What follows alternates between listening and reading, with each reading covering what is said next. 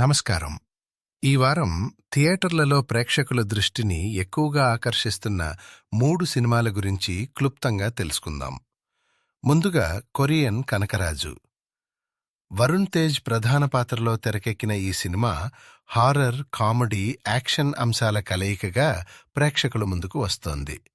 Trailer చూస్తే కొత్త తరహా వినోదంతో పాటు ఉత్కంఠను కూడా అందించే ప్రయత్నం చేసినట్టు కనిపిస్తోంది.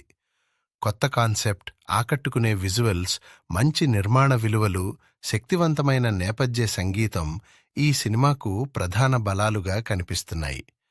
ప్రేక్షకులకు భిన్నమైన అనుభూతిని అందించే అవకాశమున్న సినిమాగా ఇది నిలుస్తోంది.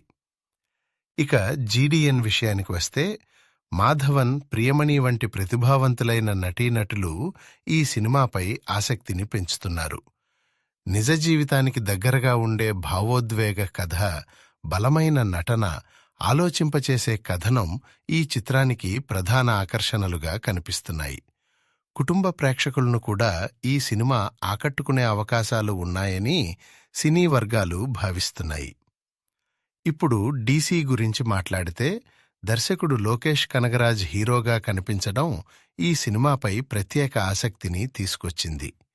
గ్యాంగ్స్టర్ నేపథ్యం, స్టైలిష్ యాక్షన్, అద్భుతమైన విజువల్స్, ఉత్కంఠభరితమైన కథనం, శక్తివంతమైన నేపథ్య సంగీతం ఈ సినిమాకు ప్రధాస్థాన బలాలుగా నిలుస్తాయని అంచనా. ట్రైలర్కు వచ్చిన స్పందన కూడా ఈ సినిమాపై అంచనాలను మరింత పెంచింది.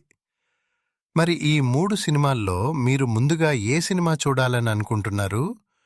మీ అభిప్రాయాన్ని కామెంట్లో తప్పకుండా తెలియజేయండి.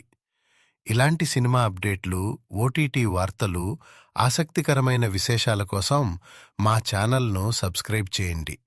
అలాగే పక్కనే ఉన్న గంట గుర్తును నొక్కి అన్ని నోటిఫికేషన్లు పొందండి. ధన్యవాదాలు.